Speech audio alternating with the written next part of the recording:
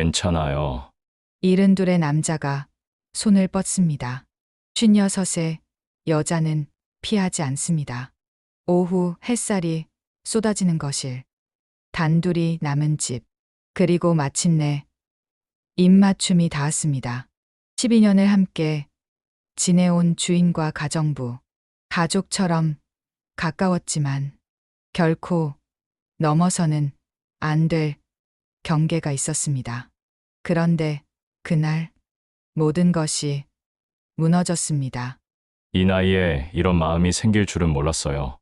금빛 햇살은 붉게 변했고 붉은 빛은 보랏빛으로 물들어갔습니다. 두 사람은 서로를 안았습니다. 그것은 잘못된 선택이었을까요? 아니면 마지막 선물이었을까요? 오늘 여러분께 들려드릴 이야기는 인생 후반에 찾아온 금지된 설렘입니다. 황혼의 저녁, 두 사람의 선택. 이야기 시작 전 구독과 좋아요는 영상 제작에 큰 힘이 됩니다. 지금 시작합니다.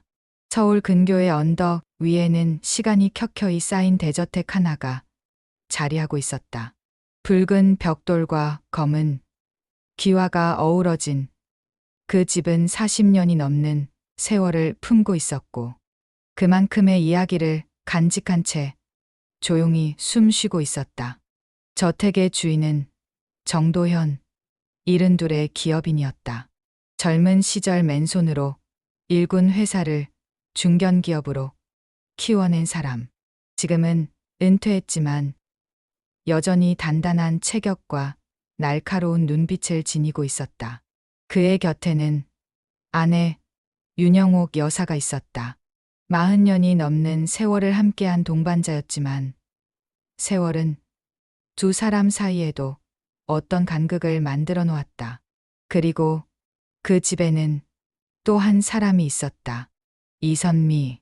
56의 가정부였지만 이 집에서 12년을 보낸 그녀는 단순한 고용인 이상의 존재가 되어 있었다. 처음 이 집에 왔을 때 선미는 44이었다. 남편을 교통사고로 잃은 지 3년째 되던 해였고 딸아이는 결혼해 미국으로 떠났으며 아들은 군 복무 중이었다. 텅 빈 집에서 홀로 지내던 그녀에게 이 일자리는 구원과도 같았다. 살림을 맡으며 매일 누군가를 위해 밥을 짓고 차를 내리고 계절마다 옷장을 정리하는 일상. 그것이 그녀를 살아있게 만들었다. 선미는 성실했고 조용했으며 무엇보다 눈치가 빨랐다. 회장이 신문을 펼칠 때면 따뜻한 녹차를 내왔고 여사가 정원을 거닐 때면 모자와 장갑을 미리 준비해 두었다. 계절이 바뀔 때마다 이 집의 분위기도 바꿔놓았다. 봄에는 목련다지를, 여름에는 초록 이끼를, 가을에는 단풍잎을, 겨울에는 동백꽃을 현관 화병에 꽂았다. 그녀의 손길이 닿는 곳마다 온기가 스며들었고 그 온기는 서서히 집 전체를 감쌌다. 명절이 되면 회장 부부는 선미에게 선물을 건넸다. 처음엔 현금 봉투였지만 어느 해부턴가 여사가 직접 고른 스카프나 핸드백으로 바뀌었다. 선미의 생일에는 함께 식사를 하기도 했다. 외식은 아니었지만 선미가 좋아하는 갈비찜을 여사가 직접 끓이며 건넨 오늘은 쉬고 우리가 할게요 라는 말에 선미는 코끝이 찡했던 기억이 있었다. 가족 같은 사이. 사람들은 그렇게 불렀다. 하지만 선미는 알고 있었다. 아무리 가깝더라도 자신은 이 집의 일원이 아니라는 것을. 식사를 함께 해도 그녀의 자리는 언제나 테이블 끝이었고 대화에 끼어들 수 있는 순간은 정해져 있었다. 보이지 않는 선. 그것은 흔들리지 않는 절대적인 경계였다. 그런데 어느 순간부터 그 경계에 균열이 생기기 시작했다. 미세한 떨림. 너무 작아서 눈치채기 어려운, 하지만 분명히 존재하는 변화였다. 그것은 회장의 시선에서 시작되었다. 이전에도 회장은 선미에게 친절했지만 최근 들어 그의 눈빛에는 묘한 무게가 실려 있었다. 커피를 건넬 때 스치는 손끝에서 느껴지는 온기가 예전과 달랐고, 수고했네 라는 평범한 말 속에 담긴 음색이 조금씩 부드러워지고 있었다. 선미는 그것을 애써 외면했다. 자신의 착각이라고, 그저 오래 함께 있었기 때문이라고 스스로를 다독였다. 그러던 어느 봄날 저녁, 윤영욱 여사가 뜻밖의 고백을 털어놓으면서 모든 것이 흔들리기 시작했다.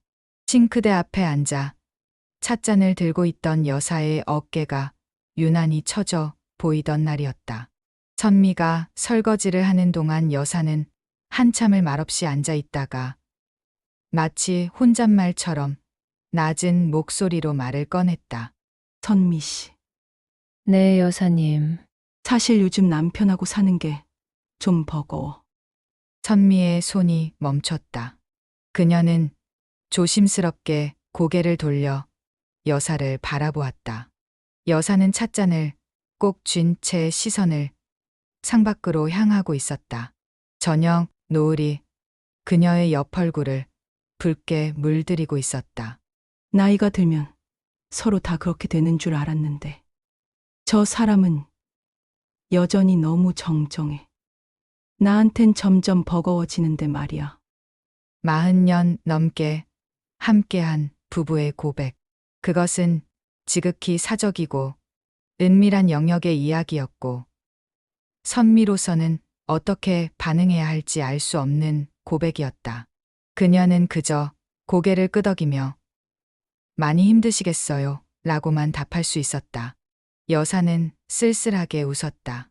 그날 밤 선미는 쉽게 잠들지 못했다.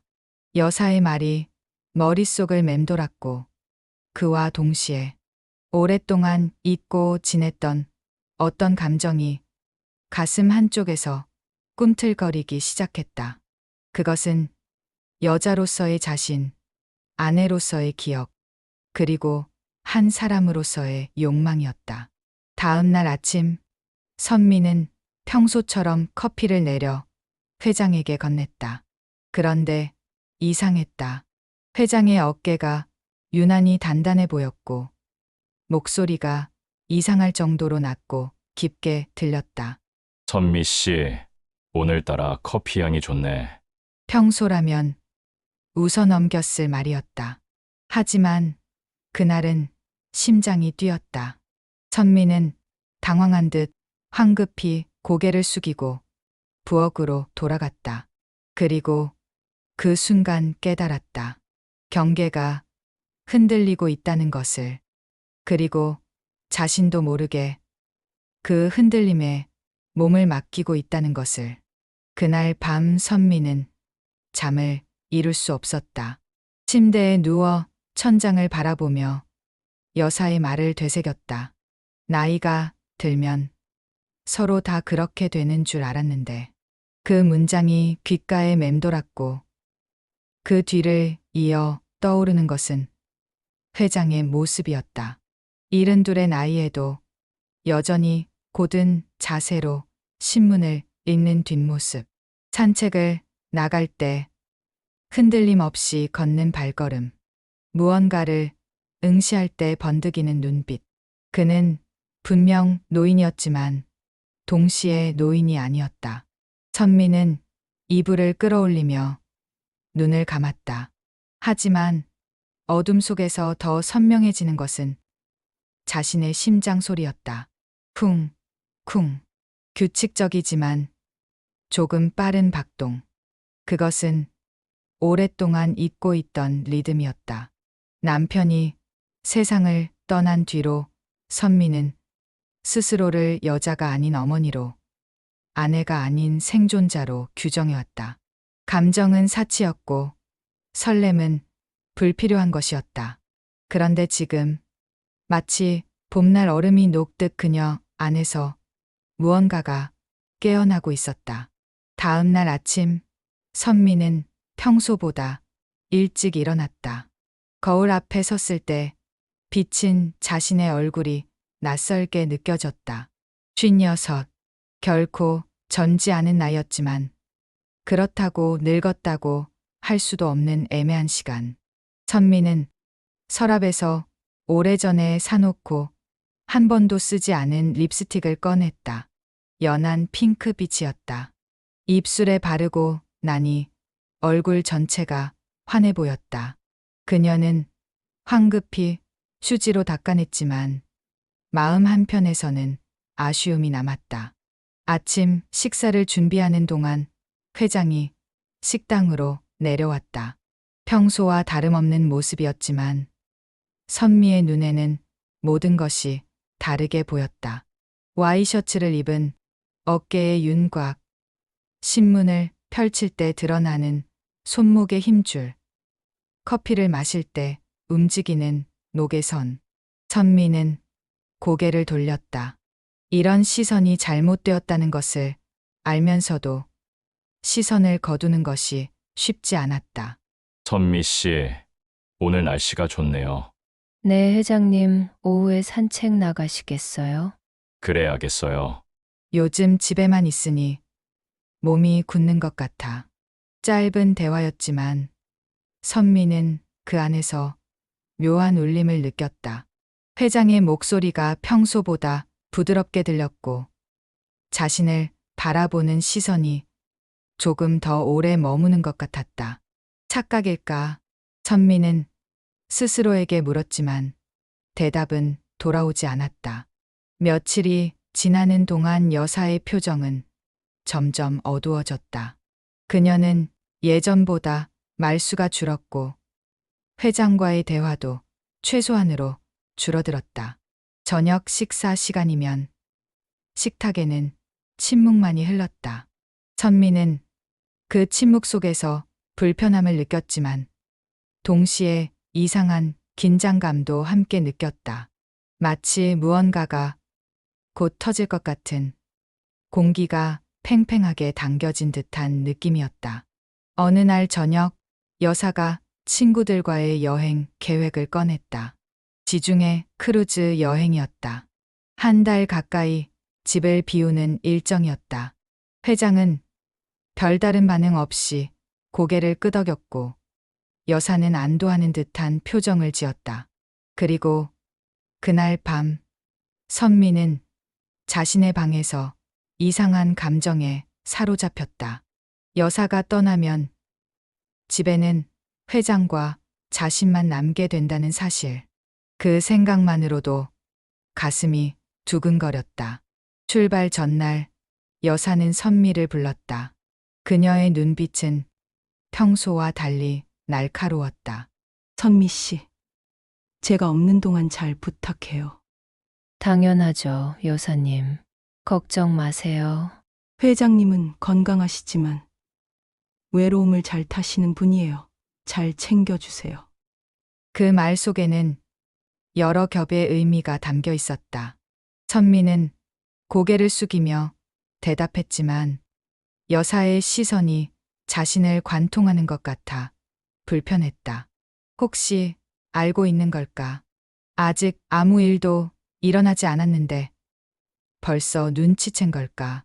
선미는 불안했지만 동시에 묘한 기대감도 함께 피어올랐다. 여사가 떠난 다음 날 집은 너무나 고요했다. 선미는 아침 일찍 일어나 집안 구석구석을 청소했다.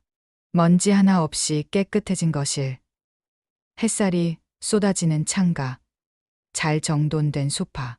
그녀는 평소와 다름없이 움직였지만 마음속에서는 무언가가 소용돌이치고 있었다. 오후가 되자 선미는 자신도 모르게 옷장을 열었다. 평소에는 입지 않던 밝은 색 원피스가 눈에 들어왔다. 몇 년 전 딸이 선물한 옷이었지만 입을 기회가 없어 그대로 걸어두었던 것이었다. 선미는 원피스를 꺼내 몸에 대보았다. 거울 속에 자신이 낯설었다. 56의 여자가 아니라 어딘가 설레는 마음을 품은 누군가가 거기 있었다. 그녀는 화장도 했다. 연한 립스틱과 볼터치, 향수까지 뿌렸다. 모든 것이 조심스러웠지만 멈출 수가 없었다. 저녁 무렵 회장이 거실로 내려왔을 때 선미는 소파에 앉아 책을 읽고 있었다. 아니, 읽는 척하고 있었다. 회장은 잠시 멈춰 서서 그녀를 바라보았다. 시선이 닿는 순간 선미의 심장이 크게 요동쳤다. 회장은 천천히 다가와 맞은편 소파에 앉았다. 두 사람 사이에는 침묵이 흘렀지만 그 침묵은 무겁지 않았다. 오히려 너무나 많은 것을 말하고 있었다. 선미 씨, 네, 회장님. 오늘따라 집이 따뜻하네요. 그 말에 선미는 고개를 들었다. 회장의 눈빛이 자신을 똑바로 바라보고 있었다. 그 안에는 외로움과 그리움, 그리고 무언가 더 깊은 감정이 담겨 있었다. 선미는 입술을 깨물었다. 대답해야 하는지, 침묵해야 하는지 알 수 없었다. 하지만 그녀의 몸은 이미 반응하고 있었다. 얼굴이 뜨거워지고 손끝이 떨렸으며 숨이 가빠졌다. 저도 그렇게 느껴요. 그 짧은 대답이 모든 것을 바꿔놓았다. 경계가 무너지는 소리가 들리는 것 같았다. 조용하지만 명확하게 두 사람 사이의 선이 지워지고 있었다. 여사가 떠난 지 사흘째 되는 날, 집은 완전히 다른 공간으로 변해 있었다. 같은 가구, 같은 벽지, 같은 조명이었지만 공기의 밀도가 달랐다. 마치 보이지 않는 막이 걷혀진 것처럼 두 사람 사이의 공간이 좁혀지고 있었다. 선미는 그것을 온몸으로 느꼈다. 아침에 커피를 내릴 때, 점심 식사를 준비할 때, 저녁 무렵 거실을 정리할 때, 모든 순간이 예전과 달랐다. 회장도 변하고 있었다. 평소라면 서재에 틀어박혀 있거나 산책을 나가곤 했는데 요즘은 유독 거실에 머무는 시간이 길었다. 신문을 읽는 척하면서도 시선은 자주 선미를 향했고 책을 펼쳐놓고도 페이지는 넘어가지 않았다. 두 사람은 말없이 같은 공간에 머물렀다. 대화는 필요 없었다. 침묵이 모든 것을 말하고 있었다. 그날 오후 선미는 거실 창가에 앉아 뜨개질을 하고 있었다. 햇살이 비스듬히 들어와 그녀의 어깨를 따뜻하게 감싸고 있었다. 회장은 소파에 앉아 그 모습을 바라보았다. 바늘이 움직이는 리듬, 실타래가 풀리는 소리, 가끔 선미가 입술을 깨무는 모습. 그 모든 것이 회장의 눈에는 아름답게 보였다.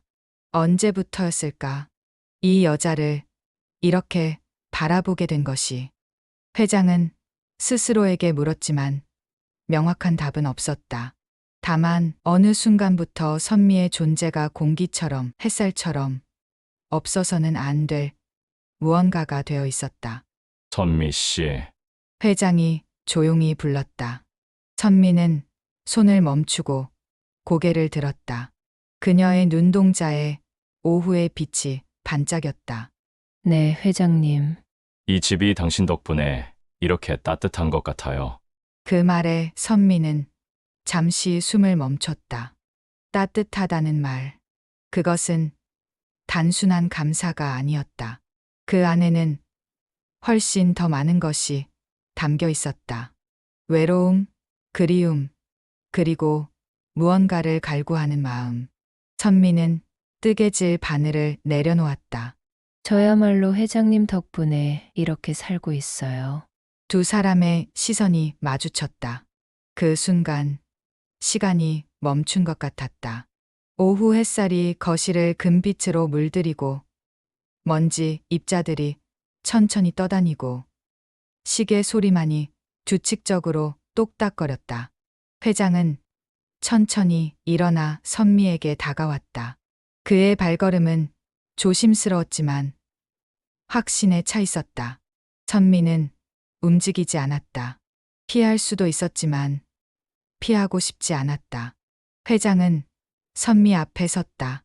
그리고 천천히, 매우 천천히 손을 뻗었다. 그의 손이 선미의 손에 닿았을 때 전기가 흐르는 것 같았다. 따뜻하고 거친 손, 세월의 흔적이 새겨진 손. 하지만 동시에 살아있는 온기를 가진 손이었다. 선미의 손가락이 떨렸다. 회장은 그 떨림을 느끼며 조금 더 힘을 주어 손을 잡았다. 괜찮아요. 그 물음에 선미는 고개를 끄덕였다. 말로는 대답할 수 없었다. 목구멍이 메어 있었고 눈가가 뜨거웠다. 회장은 선미의 손을 이끌어 함께 소파에 앉았다. 두 사람 사이의 거리는 이제 몇 센티미터에 불과했다. 회장의 숨소리가 들렸고 선미의 심장 소리가 들렸다. 모든 것이 너무나 선명했다. 회장이 선미의 뺨에 손을 가져다 댔다. 그 손길은 놀라울 만큼 부드러웠다. 마치 깨지기 쉬운 무언가를 다루듯 조심스럽고 섬세했다. 선미는 눈을 감았다. 어둠 속에서 감각이 더 예민해졌다. 손끝의 온도, 공기의 흐름, 회장의 체온, 그리고 마침내 입술이 닿았다. 그것은 격렬하지 않았다. 오히려 너무나 조용하고 부드러웠다. 마치 오랜 시간을 기다려온 것처럼, 당연한 것처럼. 입맞춤이 끝났을 때 두 사람은 서로를 바라보았다. 회장의 눈에는 놀라움과 안도가 함께 담겨 있었고 선미의 눈에는 눈물이 맺혀 있었다. 기쁨의 눈물인지 슬픔의 눈물인지 알 수 없었다. 아마 둘 다였을 것이다. 선미 씨, 회장님, 더 이상의 말은 필요 없었다.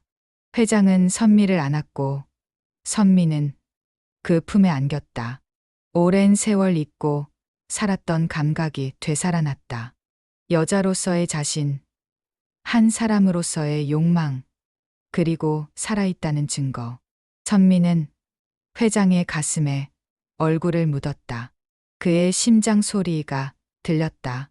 규칙적이면서도 조금 빠른 박동. 그것은 선미 자신의 심장 소리와 같았다. 해가 저물어가고 있었다. 거실의 금빛은 점차 붉은 빛으로 변했고 그 붉은 빛은 다시 보랏빛으로 물들어갔다. 두 사람은 그렇게 한참을 안고 있었다. 말없이, 움직임 없이, 다만 서로의 온기를 느끼며. 그날 저녁 햇살이 마지막으로 거실을 비추고 사라졌을 때 두 사람은 넘지 말아야 할 선을 완전히 넘어서 있었다. 밤이 깊어갔다. 거실의 불은 꺼지지 않았고 두 사람의 그림자가 벽에 길게 드리워졌다. 선미는 회장의 손을 잡고 있었다. 그 손은 여전히 따뜻했고 그 온기는 선미의 온몸으로 퍼져나갔다. 이것이 잘못인지 옳은 일인지 판단할 수 없었다. 다만 확실한 것은 이 순간 자신이 살아있다는 것, 그리고 오랜 시간 잊고 있었던 무언가를 되찾았다는 것뿐이었다. 회장은 선미의 이마에 키스했다. 그리고 속삭였다. 고마워요. 선미는 눈을 감은 채 대답했다. 저도요. 그날 밤 두 사람은 각자의 방으로 돌아갔지만 잠들 수 없었다. 천장을 바라보며 오늘의 일을 되새겼다. 죄책감과 행복감이 뒤섞여 있었고 불안과 설렘이 공존했다. 하지만 무엇보다 강렬했던 것은 그날 이후 집안의 공기가 바뀌었다. 선미는 아침에 눈을 뜰 때마다 어제가 꿈이었는지 현실이었는지 혼란스러웠다. 하지만 거울 속 자신의 얼굴이 증명하고 있었다. 뺨에 피어오른 홍조, 눈가에 번진 생기, 입가에 걸린 미소. 그녀는 오랜 시간 잃어버렸던 자신을 되찾고 있었다. 여자로서의 자신을, 한 사람으로서의 자신을. 회장과의 관계는 조심스럽게, 그러나 확실하게 깊어져 갔다. 낮에는 여전히 주인과 가정부였지만 여사가 없는 시간, 특히 저녁이 되면 두 사람 사이의 경계는 희미해졌다. 회장은 선미를 부를 때 예전과 다른 목소리를 냈다. 더 낮고, 더 부드럽고, 더 간절한 음색이었다. 선미는 그 목소리에 반응하는 자신을 발견할 때마다 놀랐지만 동시에 그것이 자연스럽다고 느꼈다. 어느 저녁 두 사람은 거실 소파에 나란히 앉아 있었다. 창밖으로 보이는 하늘은 짙은 남색으로 물들어가고 있었고 별 하나가 희미하게 빛나기 시작했다. 회장이 선미의 손을 잡았다. 이제는 낯설지 않은 손길이었다. 선미는 그의 손을 꽉 쥐며 물었다. 이게 맞는 걸까요? 회장은 한참 침묵하다가 대답했다. 모르겠어요. 하지만 이 순간만큼은 틀렸다고 느껴지지 않아요. 그 대답은 정직했다. 두 사람 모두 이것이 도덕적으로, 사회적으로 용납될 수 없는 관계라는 것을 알고 있었다. 하지만 동시에 이 감정이 거짓이 아니라는 것도 알고 있었다. 회장은 선미의 어깨에 머리를 기댔다. 72의 남자가 56의 여자에게 기대는 모습. 그것은 나약함이 아니라 신뢰였고 의존이 아니라 안식이었다. 이 나이에 이런 마음이 생길 줄은 몰랐어요. 회장의 고백에 선미는 조용히 고개를 끄덕였다. 그녀 역시 같은 생각이었다. 56, 삶의 대부분을 살아온 나이. 이제는 감정보다 이성이, 설렘보다 안정이 우선이어야 할 시기. 하지만 마음은 나이를 따르지 않았다. 오히려 젊은 시절보다 더 격렬하게, 더 절실하게 무언가를 갈구하고 있었다. 시간이 흐를수록 두 사람의 만남은 더 빈번해졌다. 여사가 전화를 걸어올 때면 선미는 죄책감에 손이 떨렸지만 회장과 함께 있을 때는 그 모든 것을 잊을 수 있었다. 회장은 선미에게 자신의 이야기를 들려주었다. 젊은 시절의 꿈, 사업을 시작했던 때의 불안, 성공 이후의 공허함, 그리고 아내와의 관계가 언제부턴가 의무와 형식으로 변해버렸다는 고백. 선미는 그의 이야기를 들으며 이 남자도 외로웠다는 것을 깨달았다. 겉으로는 성공한 기업인이었지만 내면은 고독한 한 사람이었다는 것을. 선미도 자신의 이야기를 꺼냈다. 남편과의 짧았던 결혼 생활, 혼자 아이들을 키우며 버텨온 시간들, 그리고 40이 넘어서도 계속되는 외로움. 여자로서의 자신이 어느 순간 사라져버렸다고 느꼈던 순간들. 회장은 그 이야기를 들으며 선미의 손을 더욱 꽉 쥐었다. 두 사람은 서로의 상처를 어루만지고 서로의 외로움을 채워주었다. 하지만 행복은 언제나 불안과 함께 찾아왔다. 밤이 깊어질수록 두 사람은 현실을 직시해야만 했다. 여사는 돌아올 것이고 그때가 되면 이 모든 것은 끝나야 한다는 것을, 아니, 끝나야만 하는 것을. 선미는 가끔 혼자 방에 앉아 눈물을 흘렸다. 기쁨과 슬픔이 뒤섞인 눈물이었다. 이렇게 늦게 찾아온 설렘이 고마우면서도 그것이 영원할 수 없다는 사실이 너무나 고통스러웠다. 회장도 마찬가지였다. 그는 밤마다 서재에 앉아 담배를 피웠다. 젊은 시절 끊었던 담배였지만 요즘은 다시 손이 갔다. 연기를 내뿜으며 그는 생각했다. 이것이 사랑인가? 아니면 단순한 외로움의 착각인가? 하지만 선미의 얼굴을 떠올릴 때마다 그의 가슴은 명확한 답을 내놓았다. 이것은 착각이 아니었다. 비록 시작이 잘못되었고 끝이 비극적일지라도 이 감정만큼은 진짜였다. 어느 날 저녁 두 사람은 정원을 거닐었다. 초여름에 바람이 불어왔고 목련 향기가 공기를 채우고 있었다. 회장이 걸음을 멈추고 선미를 바라보았다. 선미 씨, 행복해요. 갑작스러운 질문에 선미는 당황했다. 하지만 곧 진심으로 대답했다. 네, 이상하게도 행복해요. 나도 그래요. 이렇게 잘못된 일인데도 두 사람은 서로를 바라보며 쓸쓸하게 웃었다. 행복과 죄책감은 동전의 양면처럼 함께 존재했다. 하나를 느끼면 다른 하나도 따라왔다. 선미는 회장의 팔짱을 꼈다. 그의 체온이 전해졌다. 따뜻하고 확실한 온기. 이것이 꿈이 아니라는 증거.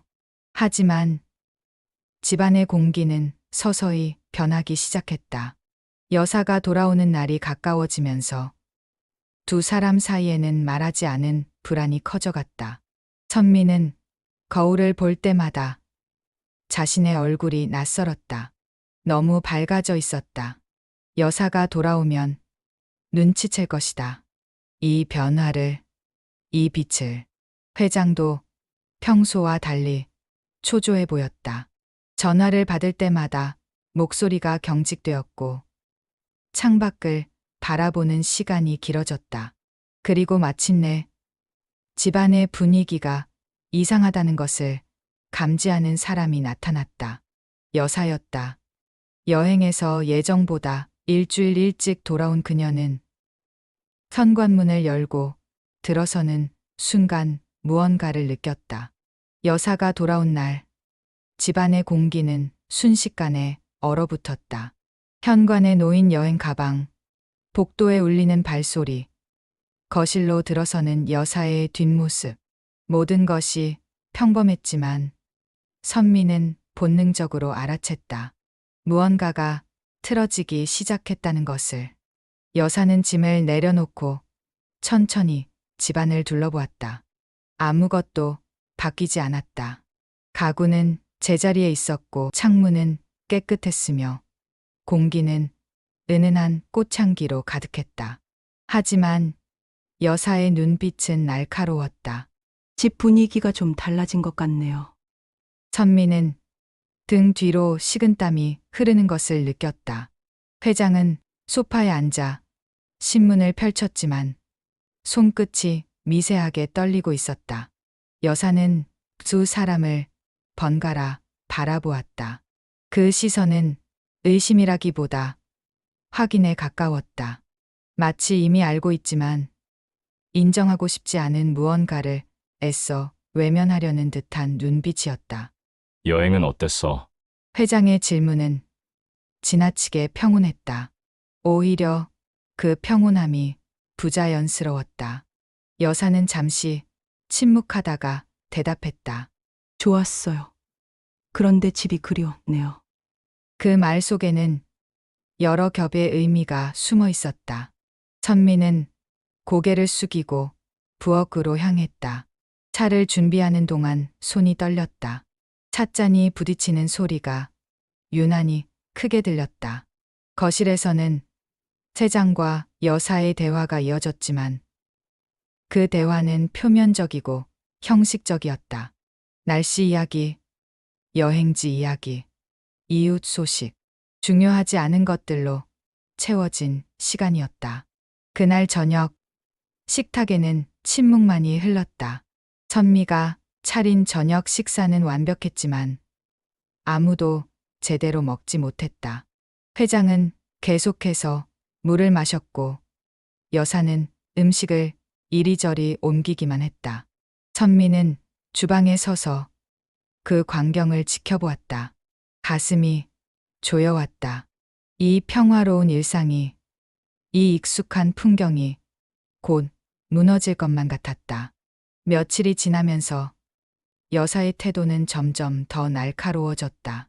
선미를 부를 때의 목소리가 차가워졌고 회장을 바라보는 눈빛에는 서늘함이 서려 있었다. 하지만 여사는 직접적으로 묻지 않았다. 아마도 확답을 듣는 것이 두려웠을 것이다. 의심과 확신 사이의 불편한 균형. 그 위태로운 줄타기가 계속되었다. 요즘 두 분 무슨 일 있는 건 아니죠? 어느 날 저녁 여사가 마침내 입을 열었다. 질문은 선미를 향한 것이었지만 화살은 회장에게도 꽂혀 있었다. 선미는 말문이 막혔다. 거짓말을 해야 하는지 침묵해야 하는지 알 수 없었다. 회장이 대신 대답했다. 무슨 일이 있겠어요. 다 잘 지냈어요. 그 대답은 너무 빨랐고 너무 단호했다. 오히려 그것이 의심을 증폭시켰다. 여사는 더 이상 묻지 않았지만 그녀의 눈빛은 모든 것을 말하고 있었다. 나는 안다 라고. 하지만 말하지 않겠다 라고.